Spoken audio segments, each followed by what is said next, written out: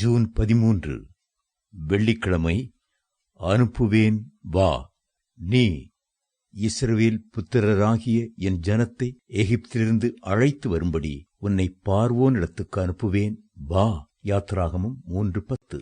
அன்றைக்கு மோசேயை பார்வோனிடத்திலே அனுப்பி அடிமைத்தனத்திலிருந்த இஸ்ரவேல் ஜனங்களை மீட்டெடுக்கவும் பாலும் தேனும் ஓடுகிற கானானை சுதந்திரித்துக் கொள்ளவும் செய்தவர் இன்றைக்கு உங்களையும் அழைக்கிறார். ஊழியத்திலே வெற்றியை காண வேண்டுமானால் அதற்கு முதலாவது ஆயத்தம் தேவை.